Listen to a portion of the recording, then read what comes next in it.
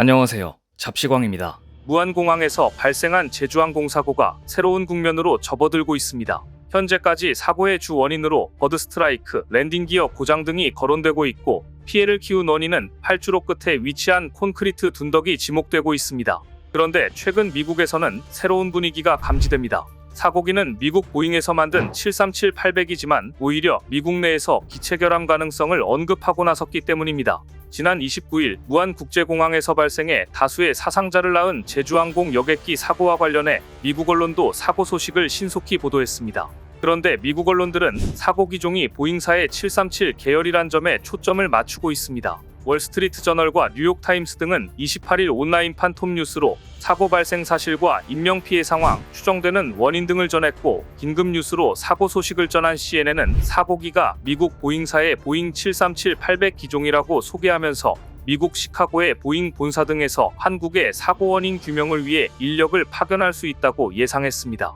다른 매체들도 사고기가 보잉 737 계열이라는 사실에 집중했습니다. 사고 기종인 보잉 737 계열 항공기는 미국에서 근래 잇따른 사고로 문제를 야기한 바 있기 때문입니다.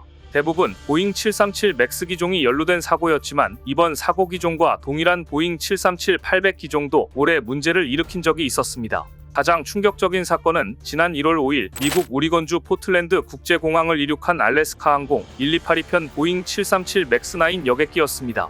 약 5천 상공을 비행하던 중 창문과 벽체 일부가 뜯겨나가면서 비상 착륙을 했습니다. 경상자가 여러 명 나온 이 사고에 대한 미국 국가교통안전위원회의 예비조사 결과 비행기 조립 시 문을 고정하는 볼트 4개가 누락된 것으로 파악되어 충격을 주었습니다. 또 3월 6일에는 피닉스로 향하던 알래스카 항공 보잉 737-800 여객기의 객실에서 연기가 감지돼 여객기가 포틀랜드 공항으로 돌아가기도 했습니다. 이 여객기는 이번 무안공항 사고 기종과 같은 것이었습니다.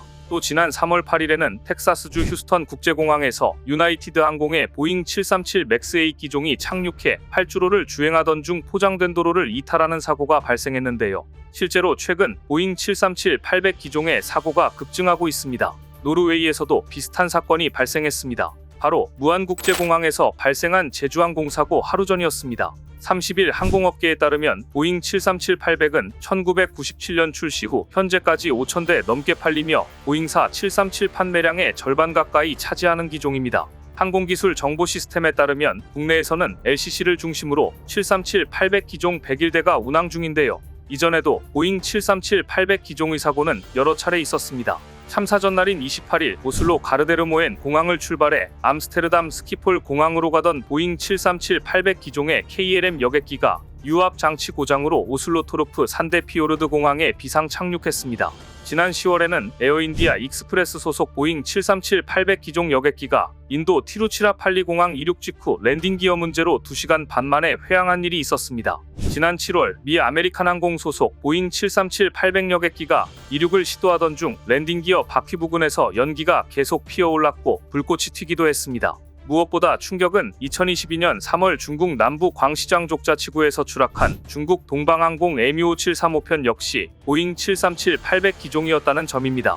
당시 사고로 승객 123명과 승무원 9명이 전원 사망했는데 이 항공기 추락 원인은 현재까지 밝혀지지 않았습니다. 이번에 사고가 난 여객기를 비롯한 보잉 737 기종은 비상 착륙 시 동체 충격과 화재 위험을 줄이기 위해 하늘에서 연료를 버릴 수 있는 기능이 없습니다. 그런 탓에 비상시 같은 구간을 회전하면서 연료를 태워야 했으나 이번처럼 엔진에 이상이 생긴 상황에서는 상당량의 연료를 실은 채 비상 착륙할 수밖에 없었을 것으로 보입니다. 다만 보잉 737-800이 전 세계에서 가장 많이 팔린 만큼 사고가 많이 일어났을 수 있다는 견해도 있습니다. 또한 최근 들어 발생한 보잉 737-800 기종의 문제는 공통적으로 랜딩 기어와 유압 장치에 집중되어 있다는 점도 분명 짚어봐야 할 사안입니다. 실제로 보잉의 신뢰도는 이미 바닥을 치고 있고 창사 이래 최대 위기라는 지적이 나온 지 오래입니다. 이번 제주항공 여객기 참사의 사고 기종인 보잉 737-800을 제조한 미국 보잉의 주가가 뉴욕 증시에서 하락세를 면치 못했습니다. 안전 관련 악재가 잇따르면서 항공은 물론 우주 사업에서도 신뢰도가 떨어진 보잉은 이번 참사로 최대의 위기를 맞게 됐습니다. 이러니 미국에서 자국 기업인 보잉의 결함을 먼저 언급하고 나선 것입니다.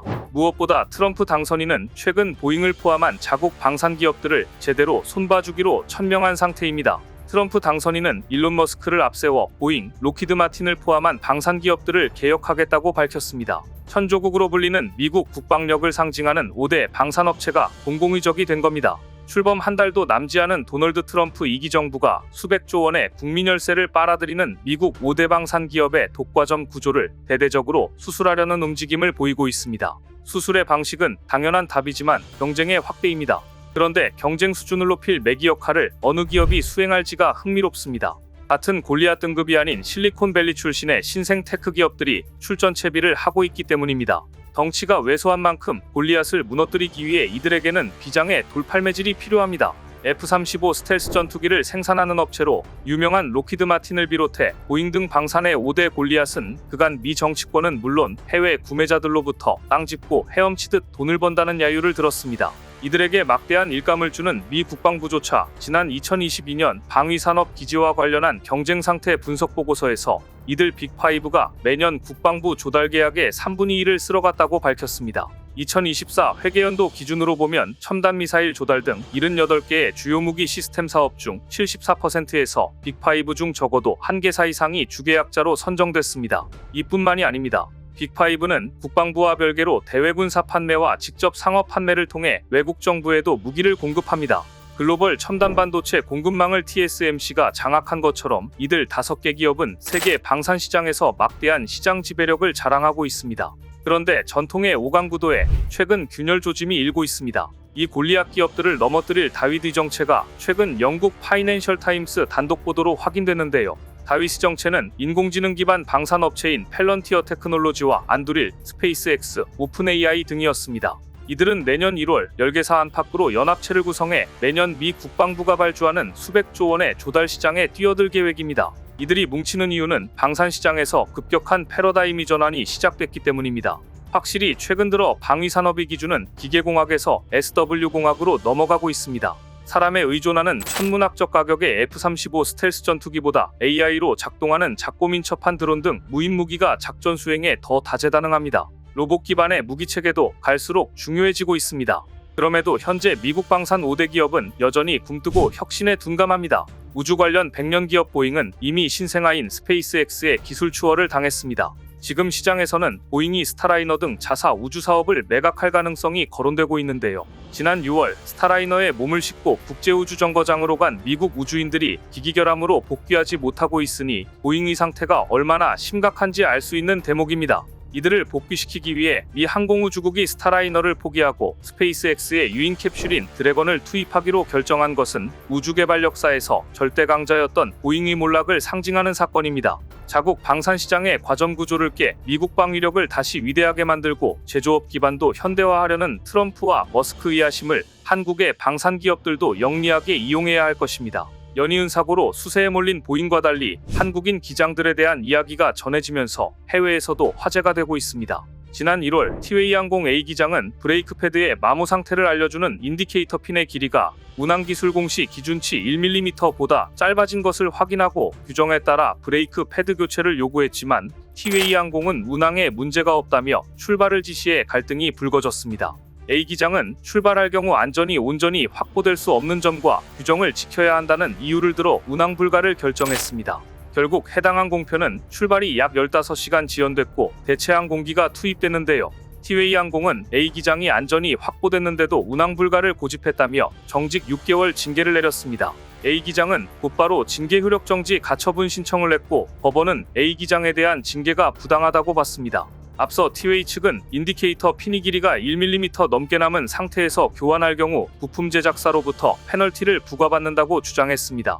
그러나 제조사인 보잉사와 부품 제조사에 그런 규정이 없는 것으로 드러나자 페널티가 아닌 비용 문제라고 말을 바꿨습니다. 1mm 오차도 허락하지 않은 티웨이의 한국 기장의 사례만이 아니라 해외에서 재조명되고 있는 부분은 제주항공 사고기의 기장이 왜 그곳에 착륙 시도를 했는가입니다. 목격자에 따르면 추락하는 여객기가 마을로 착륙하면 어쩌나 걱정하고 있었는데 평소 마을 방향으로 착륙을 해오던 비행기가 이번 사고 당시에는 공항 끝에서 방향을 꺾어 반대로 착륙하려 했다며 사고기 기장이 최소한의 노력을 했던 것으로 보인다고 말했습니다.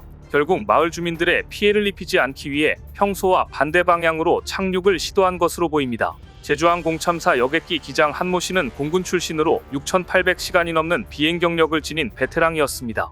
한 기장은 동료들 사이에서 비행 실력이 좋다는 평가를 받은 것으로도 알려졌으며, 동료들은 그를 안전에 대해 타협 없던 동료, 급박한 상황에서 마지막까지 최선을 다했을 사람 등으로 기억하고 있습니다.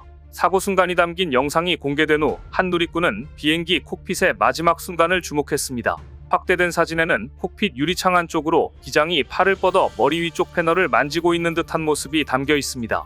SNS에 해당 사진을 올린 누리꾼은 사고기 기장님의 마지막 그 최후의 순간까지 콕핏 패널에 손이라며 당신은 최선을 다하셨으리라 믿는다고 적었습니다. 끝까지 최선을 다한 기장님과 희생자들의 명복을 빕니다. 오늘 준비한 소식은 여기까지입니다. 댓글을 통한 여러분들의 많은 의견 기다리겠습니다. 시청해주셔서 감사합니다.